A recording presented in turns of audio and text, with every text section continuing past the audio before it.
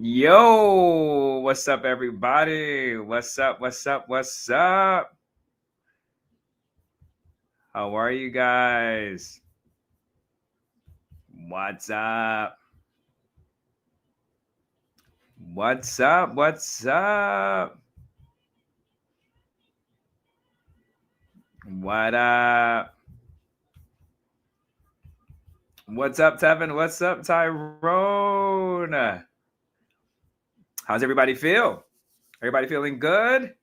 Happy Wednesday, everybody. I am super excited for today. I'm feeling really, really, really good about today's MuseRoom. I love discussing geopolitics. And so I'm just excited to be here with you all.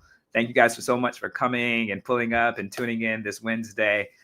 Wednesday, it's hump day, but it's like one of my favorite days. So thank you guys so much. What's up, everybody? What's up, Tyrone? Tevin, what's up, my guy? What's up, Jorge? How you feel, my guy? You feeling good? Huh? Chilling, my friend. Chilling. Just out here being great. Out here doing what we do.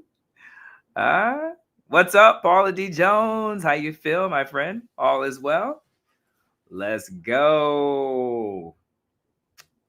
What's up? Who else we got here? What's up, Vonnie Lace? Good afternoon to you too. Aren't you in a proper mood, Vonnie Lace? Good afternoon to you, my friend.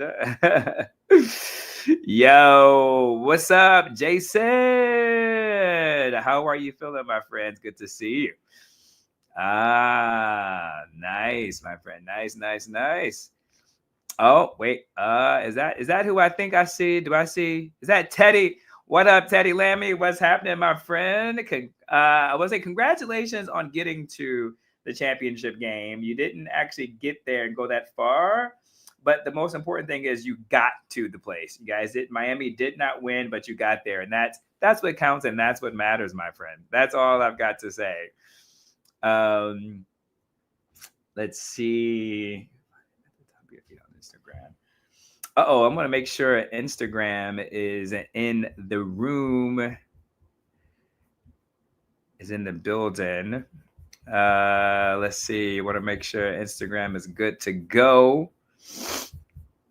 What's up, Instagram? Let's see.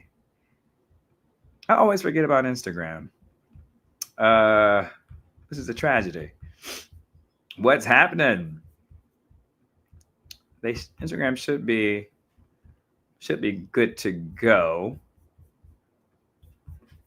What's up? All right. Oh, Tyrone, you listening to Polis's speech today, huh? Yeah, I'm going to talk about that. As you know, I'm excited to really kind of dive into what President Trump was saying today at Davos.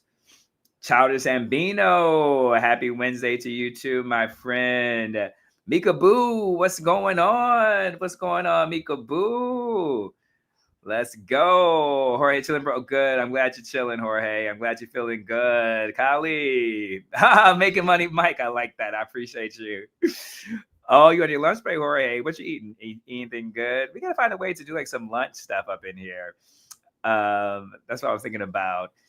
Hey, James, glad to see you too. Glad to see you too as well. Virtuous day. Oh, you guys are being fancy and all proper on me. I see what's happening. Vamos, Mike. Well, vamos to you too, my friend. Okay, y'all are pulling up a different type of conversations. I see what's happening. Greetings to you, Elijah. I appreciate you for being here. What's up, Wade Chisholm? What it do, my guy? What it do? I'm so excited to have everyone in here. What up, Candid? Hi, Mike. Texas is about to get a whopping Arctic front with 20-degree temperatures. Yes, you guys are. I have a buddy of mine who lives in Texas, and he's always telling me when it's cold, and I just feel like it's always strange for me when I think about Texas being cold, because I don't think Texas as being cold. And so I find that to be really, really, really interesting, that Texas gets cold to me. I always think about Texas as being like extremely hot. But Texas is not just about being hot, but it actually, Texas is an interesting state for so many reasons, both from a weather perspective, but then also too, Texas is interesting from a political perspective as well, and also too a social perspective. There's such a mix of industries and sectors that are there. Yeah, Texas is a very fascinating state to me. I'm very intrigued by Texas. That's all I have to say about that. Jody, what's good? I miss you, my friend. How you doing? It's good to see you, Jody. James is at Albuquerque looking at negative. Is that negative? Oh, approximately 4 inches of snow this weekend. Is that normal for Albuquerque? I feel like that might not be normal for Albuquerque. But then again, I could be mistaken too as well.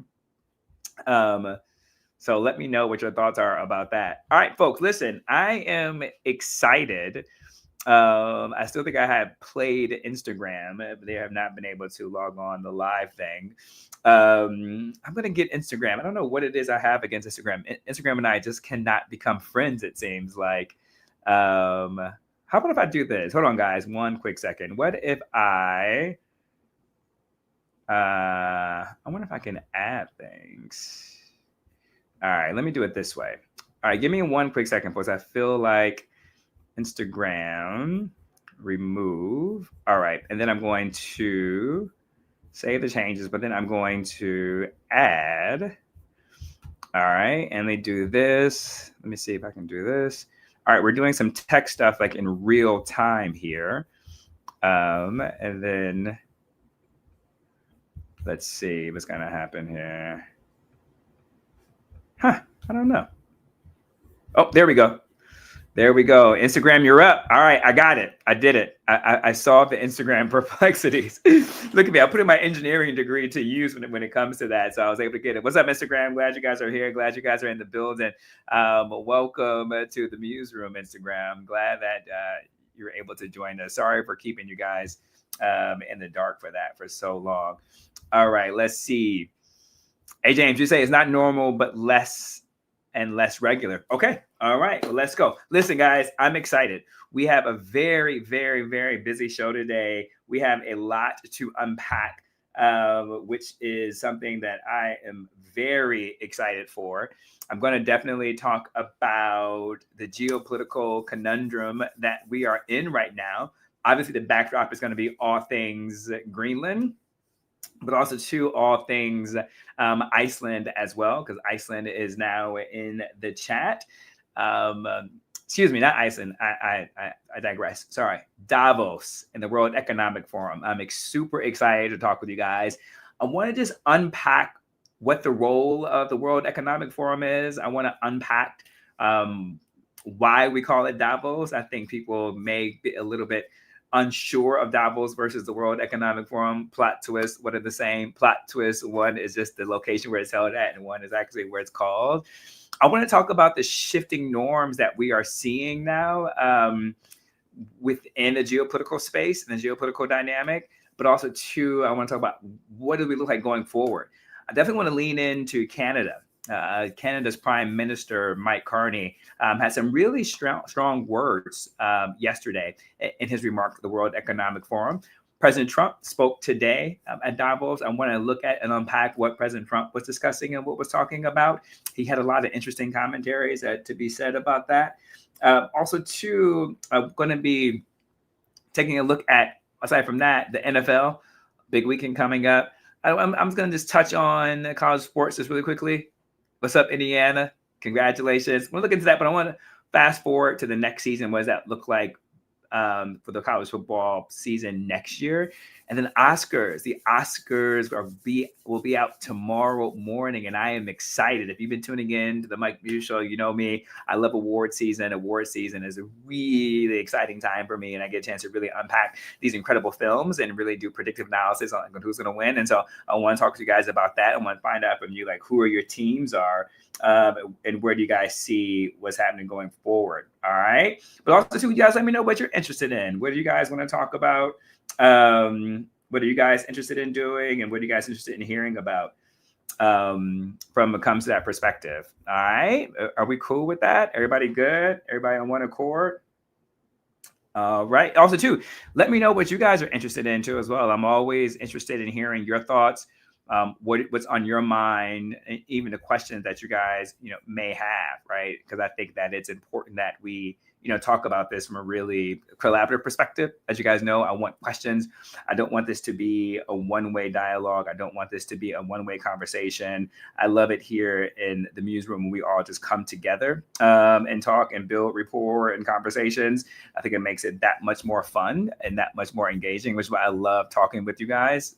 You guys never disappoint me whatsoever, and you guys have lots of questions and lots of things to say on a constant basis, which is the driving factor of why I keep coming back every Wednesday, is to rock with you all and for us to talk about a lot of these different dynamics and changes. All right. So without further ado, let's just get into it and let's just kind of go for it. Also, to keep your questions coming, keep your comments going. I'm going to just check in and let me know what you guys are thinking, because this is a fun topic. We are now at the point where the World Economic Forum is happening. The World Economic Forum is an annual gathering where political power, financial power, and policy influence overlap. Leaders come to Davos to negotiate, not to negotiate treaties, but more so to reshape narratives, to test positions, and to read the room across governments and markets. What is said publicly often signals what will be pushed privately in the months ahead. Davos is the location where it's held in. It happens early in the year, which makes it a forward-looking moment rather than like a retrospective one. Speeches that are held here during this time period set expectations for the markets and alliances and diplomatic postures going forward for the rest of the year. In periods of instability, Davos becomes really a stress test rather than a celebration of consensus. And in particular, if you think about what's happening in the backdrop right now, where we have Russia and Ukraine, and particularly in the backdrop of President Trump and the Trump administration's an active pursuit on Greenland, really stress testing the NATO alliance and really stress testing our European allies and partners, both from a military partner perspective and also from an economic and trade perspective. The shared backdrop is a really looking at what's happening between the Western alliances right now. Like, that just cannot be understated. We've heard remarks from Prime Minister Mark Carney, Canada. We've heard remarks from Macron in France. And so we really are beginning to hear from European leaders speak out on what their thoughts are, not just on Greenland, but also to what their thoughts are on NATO, but also to like what is their role in determining their agency within this space, and what does that look like going further? The issue is no longer just about the external threats from rivals like Russia and China, but it's really about whether or not allies can rely on each other, not to apply, dysfunction and corrosion like internally within our relationships and our allies. Greenland is really putting all this to test. President Trump frames Greenland as a U.S. security requirement rather than a sovereign territory. It's important to note that Greenland is autonomous territory that is part of Denmark. So it is a sovereign nation, sovereign territory. President Trump explicitly says today that he would not use force, but he repeatedly emphasized that force would work if used. So really threading the line there that doesn't intend to use force, but that force will work if it's being used. Something that stood out to me today in President Trump's speech is when he said, quote, "I want to get Greenland, including the right, title, and ownership." He goes on further to say that we want a piece of ice for world protection. He also too says, quote, "You can say yes and we will be appreciative, or you can say no and we will remember." If you look at it from like an analysis perspective, the pressure that is being applied from President Trump's perspective is tariffs and threats, while staying below the idea of military escalation. And so he really wants to look at it from the tariffs that he has placed on our NATO countries who are in opposition from the United States being able to acquire Greenland. I want to talk about why President Trump is interested in Greenland. President Trump is interested in Greenland from a national security perspective, really looking at it from being able to put a defensive deterrent against our adversaries such as Russia and such as China. He also, too, is looking at it from a minerals resource perspective. So I kind of want to unpack both of those. What Greenland has said and mentioned is that there is no need to take Greenland's sovereignty away in order to have the national security interests of the United States. Greenland has signaled they have no problem sitting down with President Trump and really figuring out how they can possibly expand U.S. military operations and bases there, how they can work together to form more of an alliance that could both ensure the protection of Greenland while at the same time protecting United States interests. And when it comes from an economic perspective in terms of minerals, Greenland has also too been open for a conversation to find ways to create business development and business opportunities between Greenland and the United States and companies. But as you may or may not know, the terrain over in Greenland is a very challenging terrain. That's why I was interested in talking about Texas earlier, wink, wink, in Albuquerque. I was asking you, is it unusual to have that amount of snow? Really thinking about Texas and its unusual different weather climates that it has and microclimates that it has. I mean, by no shape of imagination comparing this to Greenland whatsoever, but Greenland is a very tough place to dig and to extract minerals. Because of the frozen tundra and the frozen ice, it's a difficult excavation in order to get those minerals from the ground, which is why most businesses have yet to try to explore that area. And it makes it very, very challenging. And so if you take in those considerations to what Greenland has been open to do, what they're saying is that it doesn't require an invasion of their sovereignty.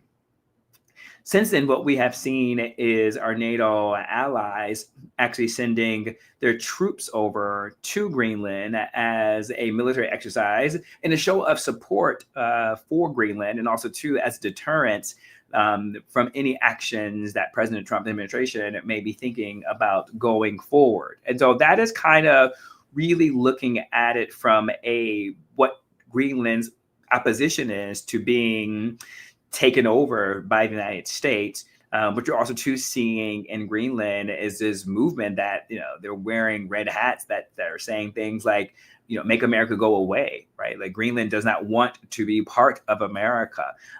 But also too, just think about that for a second. What does that even look like if, Greenland was to become a territory of the United States, right? Like, what does that look like long term from logistics, operations, right? Like, does Greenland then go from the healthcare system that is over within in Europe and convert over to a privatized healthcare system, that we have?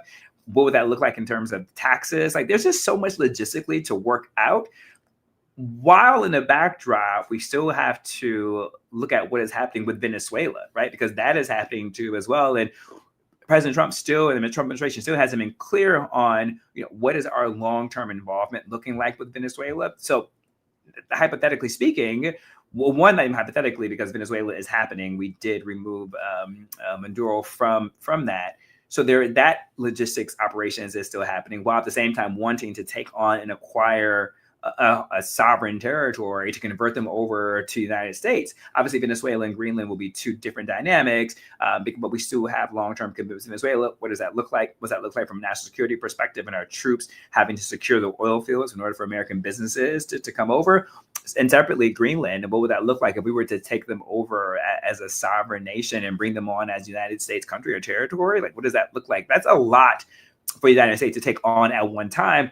Oh, by the way, we still have so much domestic challenges and issues here that are facing on the home front. So those are just things to even think about from an operational perspective, from a logistical perspective, from a diplomatic perspective, and diplomacy perspective. And so once we get past this takeover, that President Trump is envisioning, like what would that even look like going forward? So that's just future thinking. That's just something to put a pin in. I don't want to get too off the linear perspective on what is happening right now at the World Economic Forum and what President Trump is thinking about Greenland. But I just had to bring that into the conversation in terms of why this idea is so bewildering to so many people. But in particular, why this is bewildering to NATO. And what this exposes about NATO is that NATO is designed to deter outside aggression, not to manage pressure from its strongest member, right? Like asking NATO to stand aside reframes the alliance as conditional on U.S. priorities. The danger is not an immediate collapse of NATO, but the normalization of intimidation inside the alliance. NATO is a military alliance. Right? NATO is there to protect any, again, this idea of outside aggression from any adversaries that may try to cause harm to one of our NATO members or NATO countries. The NATO has this agreement that when one NATO country is attacked, that is when all of NATO must join in together and join forces to protect that NATO country. That's exactly what NATO did when Iraq, when U.S. went in with the Iraq war. NATO was activated for the first time and the only time that came to the rescue. I wouldn't say came to the rescue, but came to the aid and support of U.S. military operations in Iraq. And so this is what NATO is about. It's a military agreement that we have, right? And there's an understanding of it that we have.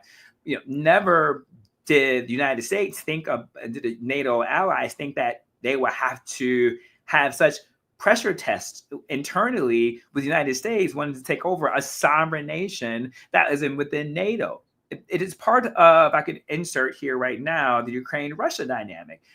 The idea of why the United States is in Ukraine. I don't want to go too deep into that because I want to stay linear here, not to cause any confusion, but in a quick 15, 30-second perspective on why the United States has an interest in Ukraine, besides just Russia advancing and taking over another sovereign country, but this idea that Ukraine borders Poland, and that if Russia was to feel emboldened, if they were to take over Ukraine, what would prevent them into engaging in a conflict or or entering into Poland? Once that happens, then NATO is activated, and then all countries that are part of the NATO alliance will have to come in to assist Poland, right? So that's just something to think about, this dynamic. The other dynamic too at play as well is that the European nations along the United States have been pulling and pushing for Ukraine to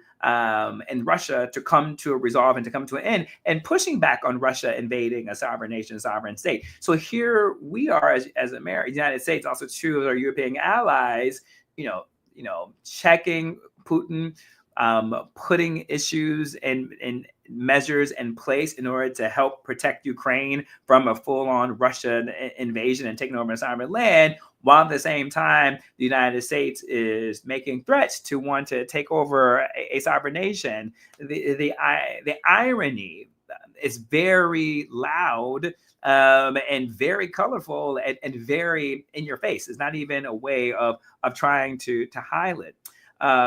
Greenland's response is its uncertainty is becoming really explicit. Greenland's leadership publicly acknowledged that American attack is unlikely, but not impossible. The leader Nielsen from Greenland says an attack is not likely, but it cannot be ruled out. And also, too, Edge has said the quote that we must be prepared for all things that may happen. This is not alarmist that is saying it, but it's all about risk management, right? Like in the environment where restraint is just no longer assumed, because of the fact that President Trump has been very persistent about this and has said that he is willing at pretty much all cost in order to acquire to Greenland.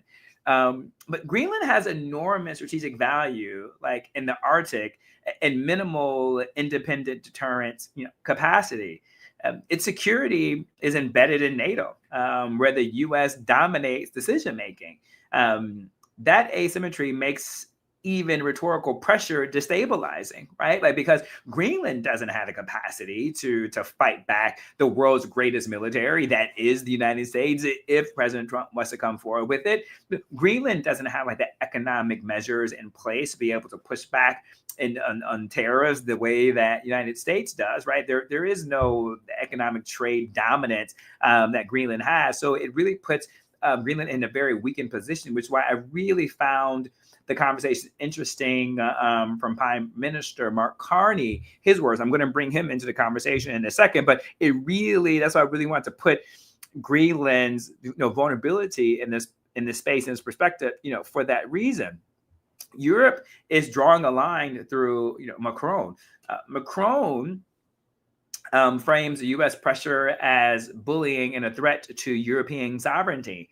Macron, in his speech that he gave to the World Economic Forum this week, rejects accommodating accommodation as a path to safety, right? Like not wanting to accommodate President Trump's, wishes and demands to take Greenland as a form of safety. He has specifically said, quote, "We are reaching a time of instability and imbalance. We do prefer respect." Excuse me. You're talking about we don't defer to bullies. Macron also goes on to say Trump's tariffs used as leverage against territorial sovereignty are unacceptable. Europe is shifting from this, like their typical diplomatic values-based language to deterrency and deterrent logic. The EU discussion of the anti-corrosion instrument reflects a willingness to impose costs. They have been thinking about ways to target large U.S. technology firms in a way to match, the economic tools and leverage that President Trump is doing. This marks a move away from diplomatic language, but more towards reciprocal pressure and a reciprocal response, which I want to get to Canada. I talked about this morning on the Sway in the Morning show for the Political News with Mike Muse segment. And shout out to all the Canadian followers that called up today. It was really great to hear, everyone's perspective when it comes to this. But Prime Minister Carney, really emphasized the idea of middle power survival, right? And middle power, meaning those middle countries who are not the dominant as United States, but is not small and weak by any measures of a GDP standard. Canada is deeply exposed due to trade dependence and integrated economic structures that we have with Canada, as well as the relationship that we have with Canada with NORAD, right? And that is part of our defense system to which we share on this side of the hemisphere, our airspace, in order to protect both Canada and the United States from any deterrent from any action from our adversaries, such as North Korea and as Russia. We are able to use that air system defense in the likelihood that Russia or North Korea was to shoot any type of missiles, any type of nuclear warfare over here in the United States, that alliance that we have, that military agreement that we have with Canada will be in place. And so this idea that we would have this engagement with and strife with Canada as one of our best and biggest trade partners, as well as strategic military partners, and also to the threat that President Trump has often said that he wants to make Canada the 51st state, has really made Canada have to step up and to give conversations in a way that we have typically not heard from Canada.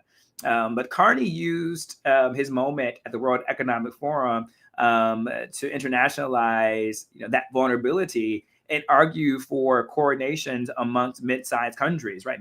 Those countries with mid-sized GDP, thinking about like the European countries and European allies. He said something really staggering that stood out to me.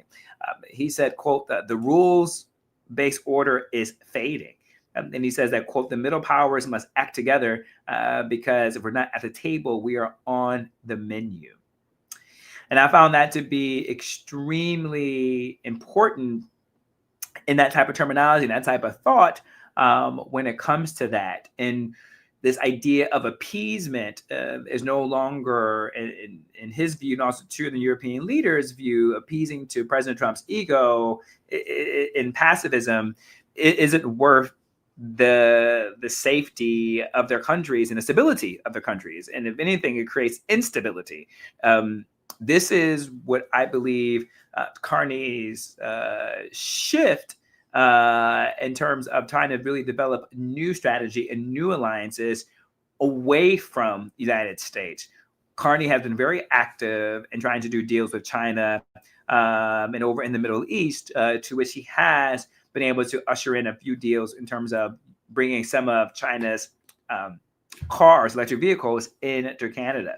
Now, I do want to say we did hear from our listeners today. There are some individuals within Canada who seemingly are frustrated with the way that Carney is going about trying to do these deals with other countries. And there is a pressure that will be mounting internally within Canada, right? Because if these deals that he's mounting do not bring fruit to bear, that could be comparable to the economic trade that they have in the United States. It would come up as seeing, as a failure and come up of short. And could there have been other diplomatic ways that Carney could have done? So Carney is not only taking a bet on his vision going forward for not just Canada, but for NATO and for European countries, but also true his new vision for finding new trade partners for Canada when he feels that the United States has a very unstable policy when it comes to geopolitical dynamics, and also when it comes to economics. When you really look at Davos right now as a signaling, United States is part of the primary source or reason why of global risk of power and unpredictability, right? There was always this notion, this narrative when we talked about when Central Europe was stabilized, therefore the world will be stabilized. And then you pair that with making sure the United States is stabilized too as well. So when the United States is stabilized and when Central Europe is stabilized, that is essentially the stabilization of world, I wouldn't say world peace, but there's a stabilization of geopolitical and geodynamics and national security dynamics that are at play. But this is signaling to our European allies and to other European countries and other nations across the world is an instability that the United States is having here at home. And what people are looking at abroad at is what is happening on Capitol Hill. And in particular, what is happening in the halls of Congress, right, within the House and within the Senate, and also what is happening within the Republican Party in a sense of where the Republican Party stand on this. And I call it the Republican Party because the Democrat Party has been very clear on its positioning when it comes to taking over a sovereign nation.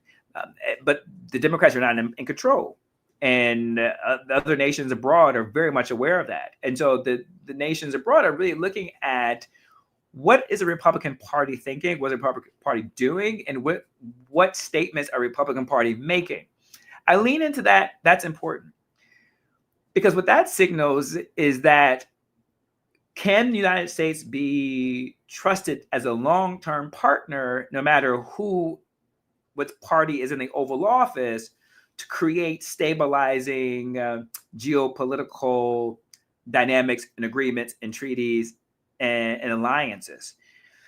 If they see that it seems to be temporary or temperament based upon who is in office and individuals afraid to say something against their own party, there becomes a lack of trust that going forward that American policies when it comes to the world stage will be solely dependent upon the positioning of the person who sits in the Oval Office versus an understanding and a respect of Congress and the federal government has for treaties and allies and their trade partners going forward. So this is why all of this is so important for us to be paying attention to, because obviously national security is at stake. Obviously, trade and economic development is at stake. Also, too, our alliances are at stake. History is involved, and also too, this does come back to have impact on the American consumer and Americans one way or another. I'm going to pause there. That is a lot to kind of sift through, but let me know if you have questions. Let me know if you have comments. Let me know what you're thinking about this. Let me know if I can explain something a little bit more, a little bit less, what it is that you guys are thinking about it, because I think it's important. I kind of just want to hear what you guys are thinking about. Tyrone says, I am seeing Greenland from 2 points of view. One as a veteran, seeing the tactical advantage of it, and then the other as an investor. I see the benefits from having resources that we need for AI. Tyrone, I don't disagree that we do need resources when it comes to AI, but the challenge is the difficulty it is to be able to mine those resources when it comes to it. But also true, Greenland has said they've been open to discussing ways that they can work with United States businesses to be able to, be part and partners when it comes to like their natural resources when it comes to that. So that's just something to think about, that Greenland's position is they have been open for a conversation, when it comes to that. Let's see. A. James says, I can't remember when the USA took a new territory in my cognitive lifetime, and here we are going for it. I don't think any of us, in our lifetime, depending upon your age, is used to seeing this. We are in uncharted territory, my friend. This is something. Thank you for allowing me that question, because it allows me to talk about A. James, the founding fathers of this nation. They put something really interesting when it comes to our Constitution and the thought process behind the Constitution, and particularly around the War Powers Act. The reason why they put the War Powers Act in the hands of Congress, let me back that up. The way they thought about the co-equal branches, I thought was really brilliant for this social experiment. Keep in mind, there had not been a democracy in the world up until the United States was formed, of a free and fair election, if you will. I don't want to dive into that too far into that one to bring it up to speed when it comes to War Powers Act.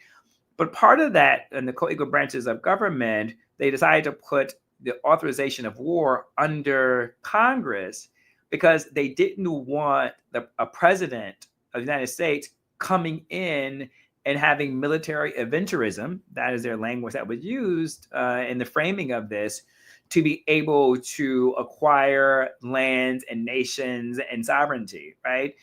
They thought that the Congress, if the War Powers Act and authorization for war was under Congress, it would be a balance of power and a check to any president who sought military aventurism. So, A. James, this is part of, one of the scenarios that the founders were thinking about in terms of a president having this military aventurism that would happen. Let's see. All right. Ara Eltworth says, one of my favorite takeaways from Carney's speech was regarding international trade rules was the strongest would exempt themselves when convenient. Yeah, he was really intentional with his language that he discussed about. All right. Oh, what's up? He who thinks is in the building. What's up, he who thinks? Stabilization of Euro nations, at least with Trump in office, even the Euro nations are not safe. It's really part about the global stabilization of Europe and Central Europe, but it really goes back to how I ended it. He who thinks about the idea of when Central Europe is stabilized, there is stability in the world, and when the United States is stabilized, there's stability in the world, right? And like, what does that look like, and what is that signal going forward? Let's see, what else do we have in here? All right. Hey, James, you came back with something. He says, we have been the leader in stabilization for generations. This particular leader who is calling for the failed stabilization efforts in the world right now. All right, let's see another comment from Wade Chisholm says, it's going to take decades for the U.S. to rebuild the trust and reputation we have earned since World War II. It's an interesting perspective. I want anybody to comment on that and to see what's your thoughts that Wade Chisholm has said. He said, it's going to take decades for the U.S. to rebuild the trust and reputations we have earned since World War II. All right, so let me just do a snap poll here with that question. I love to do a snap poll here. I'm going to leave that comment up.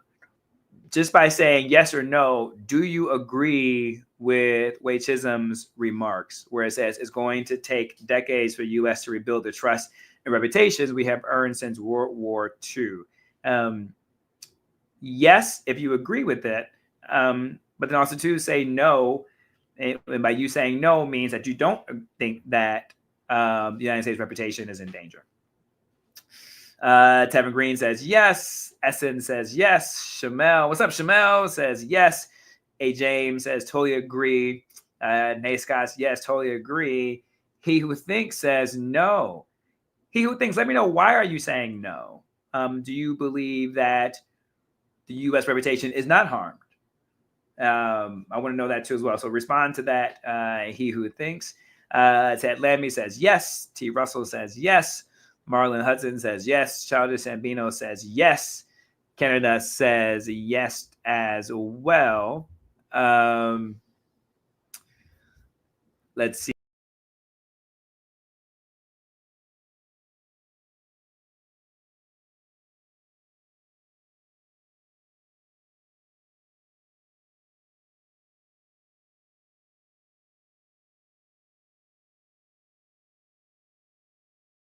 Sorry about that. I went to do something. I ended up almost ending the live stream. Sorry about that.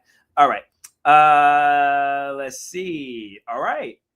We got some comments here. R. Edwards says, maybe. No, the right president could do it in a term. So you're thinking it won't take decades that R. Chisholm is doing, but you're saying the new president was to come along, they can possibly do it in one term. All right. Shamel says, many Americans are not knowledgeable in history and do not see the patterns, and lack of knowledge will. I think that is very important, Shamel. That's why I really wanted to bring in the framing of the Constitution and the founders in terms of how they were thinking about this, right? And Shamel, you know this as well, as they always say, the reason why we want to learn our history and know history is because we don't want to repeat history, right? So I think your point of bringing knowledge and history into this is very important. I got to be honest, y'all, growing up, I was in high school, in high school and college, I wasn't that much of a big fan of history. I did it in terms of to memorize it and to get the good grades and to have an understanding context of it. But I wouldn't say I loved history. As I've gotten older, I love history. And I think history is so important for us to understand how we got here. And there's something I'm really big into. Some of you may not know, my favorite time period is the Greco-Roman time period, because I think it's such an interesting thing about the formation of our democracy, formation of modern sports, but also to the conversion of paganism and Christianity. I just find that time period really fascinating. But also, too, I'm really interested as of late into the history of the formation of our democracy and the founding fathers in terms of how they were thinking about this country and the social experiment. And I've been amazed at how long the social experiment has been able to last. Democracy isn't a constitution. Democracy isn't a law. It's always been this gentleman's agreement. And so I'm wildly fascinated that they were huddled in these rooms, right, by candlelight in my mind. And they was able to put all these systems in place that has allowed our democracy to still to be beholden. So I find that to be really, really interesting. Keith says, no, once a normal politician gets back into office, it will be politics as usual. So Keith, you're taking the position that nothing would change. It will be more of the same. T. Russell, you're saying reputation has definitely been harmed by this administration policies. Can we redeem ourselves? And so you're asking a question about that. But some of your other fellow commenters in here feel that it can, but in a short amount of time. But T. Russell says, civics, people, I know civics has been lost, T. Russell. I feel like we don't teach civics a lot of that, which is why I oftentimes give grace to people I talk to and I across the country, because a lot of times people don't know what they don't know. right? But part of that reason is it's time for us to hold ourselves accountable and responsible to get that information. This is not a time to be a passive citizen. This is not a time to be an engaged citizen, when it comes to that. All right, I did call out he who thinks. So I want to make sure I put him on the stage, see what he had to say. He who thinks says the days of the United States having global influence has changed permanently more than any other. All right. Thank you, he who thinks. And then Mel Garcia says, yes, because future presidents or politicians are seeing that they can challenge or change our democracy. So what you're saying is oh, this is interesting. Whoa, y'all, this is really, really interesting. All right, Melba. Melba says, yes, because future presidents or politicians are seeing that they can challenge or change our democracy. So what you're saying, Melba, is that there has now been a permission that has been granted to allow other presidents to go forward and as such, because there hasn't been as much checks and balances. And what you're saying, if I'm gathering, I don't want to put words into your mouth, what I'm gathering is that, wait, not before I gather, for context, what I've always believed is that we've always said that the president doesn't have a magic wand. I say that all the time. And that the president can't unilaterally just decide things. I've always said we've had checks and balances and co-equal branches of government. I think what we're learning as we go further into this space in terms of constitutional norms and challenging constitutional norms is that the executive branch, i.e. the presidency, is much more powerful than we have given it, is much more powerful than other presidents has actually has actually activated that authority on. There are some things that seemingly is ambiguous within the Constitution where most presidents, Republican and Democrat, has allowed democracy and checks and balances be their guardrails, where this president seemingly is willing to stretch and push that executive authority, to which the Supreme Court is going to have to make some decisions on during the session, and particularly even in his use of executive authority. So what I see from this comment, Mel, is all that coming into play of that we need to, for other presidents, will they also to push that executive authority, right? Because if one president is able to see just how much executive authority that there is, do they hold back, or do they say, "Hey, my predecessor did it, why can't I?" I think that was a really, really, really, really interesting. And even Shamel says, "I agree with Melba." I think that's kind of interesting of what we're saying. Oh, Shamel, my bad. Oh, I see your message cut off. She says my message cut off. People lack of knowledge of history will empower future leaders to reframe the expectations in politics. Exactly. So, Shamel, what you and Melba are saying is one and the same, right? Always, I'm putting this back up with Melba saying, yes, because future presidents or politicians are seeing that they can challenge or change their democracy. And Shamel, what you're saying right here is that people's lack of knowledge of history will empower future leaders to reframe the expectations of politics. Oh, folks, this is good. You see, I brought some tea. I don't have my espresso today. I've been doing so much talking this week that my voice is kind of getting hoarse. I've been using some warm, green tea and some throat lozenges. But I feel like we're in a class right now. Let's go, y'all. I'm so excited. Okay. RL says, I'm going to talk about football. I don't want to keep you, as they say in the church. I believe that RL says, I believe while wildish has happened so far, the administration is not yet over. There is time legislative and judicial branches to rein this cat in, the 25th Amendment or impeachment. Okay, so you're already going further, RL Edwards. Okay. But Shamel says, I think we are past the point of reining him in. We also cannot discount that his supporters see nothing wrong with any of his actions. Ooh, we have a conversation. Okay, we are now in a conversation, my people. Hey, James, what you got to say, hey, James? You say, I disagree here. The idea of co-equal branches is not being properly applied at this current time. Okay, so all right. So you're saying 1/3, which is the executive branch, is outweighing the power of the 2/3, which is Congress and the Supreme Court. I'll be curious what you have to say, A. James, at the end of the Supreme Court session when all their findings and opinions have been ruled down, to see what they have to say. Oh, this is a good job. Okay, I do want to throw into some football a little bit, but I'm going to leave the final comments in here right now. Khalil says the next president is going to have to go on a sorry tour and try to rebuild our relationships with allies. That's an interesting thing, really doing diplomatic a tour de force, if you will, of diplomacy. I also would say it'll be interesting to see what the future Secretary of State's position would be. Studio Jones says the president is set now. And then you follow up Studio Jones by saying only the midterms can curb the madness. All right. Jorge says only 3 more years to go. All right.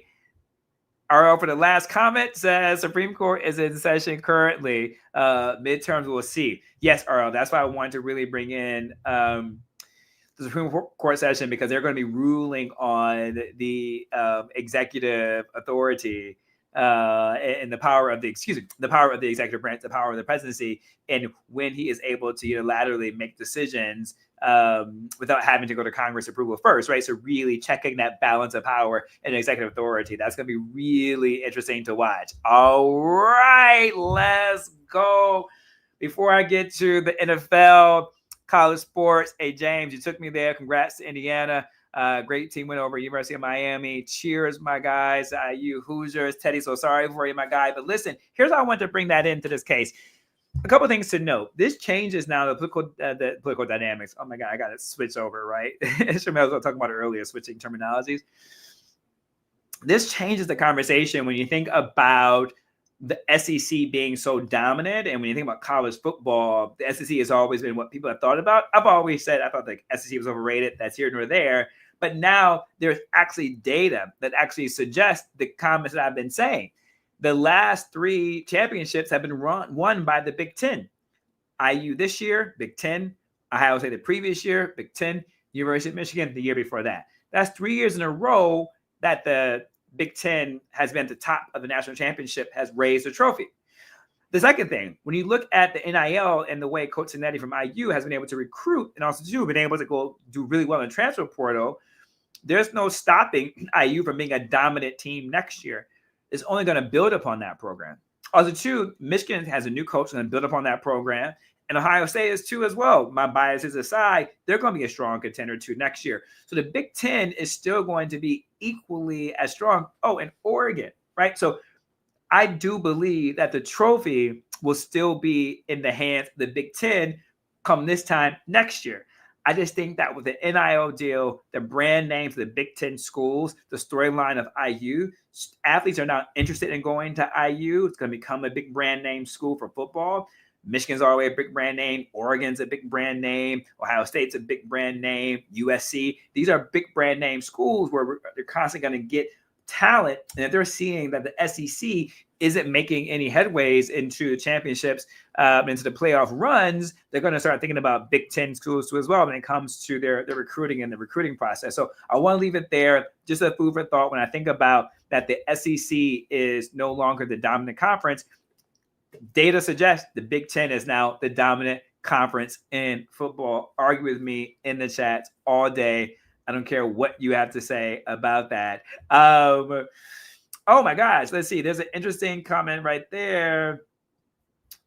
Shine says, any thoughts on Duke University suing their quarterback to keep him from transferring to Miami? I have tons of thoughts on that.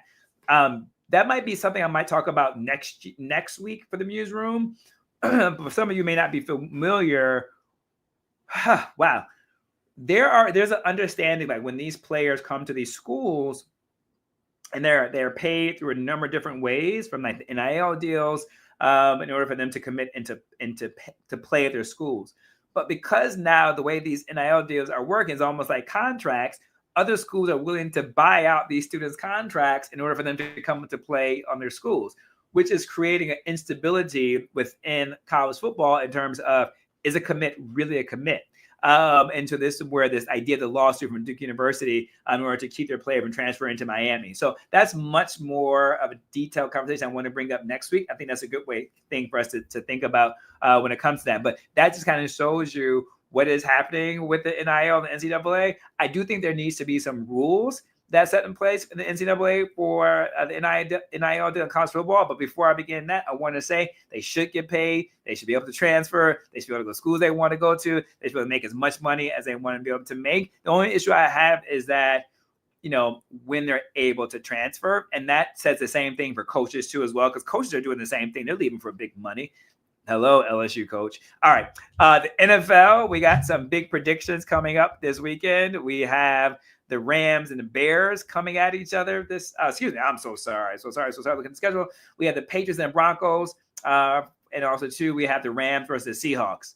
I got the Patriots beating the Broncos. What say you? Agree or disagree? I have the Patriots beating the Broncos. Do you guys agree? Yes or no? Yes or no? Yes or no? Yes or no? Yes or no? Patriots beating the Broncos. Yes or no?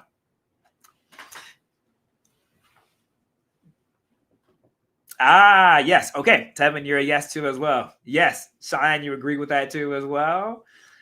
T. Russell, you agree with that too as well. All right. Okay. Then no, don't count the Broncos out. Yeah, I'm sorry, man. Like this Patriots got this one. All right, Rams and Seahawks. All right, I got the Seahawks taking it.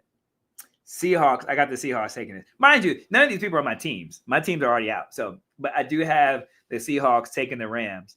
Seahawks taking the Rams. Oh, wait, I got to show y'all something too as well. Let me see if I can get to it. Easy. Although I got the hat, I still think I like going to the games. But I do think that the Seahawks will definitely beat the Rams. So then my prediction for Super Bowl is this. Super Bowl is going to be, drum roll please, is going to be the Patriots versus the Seahawks.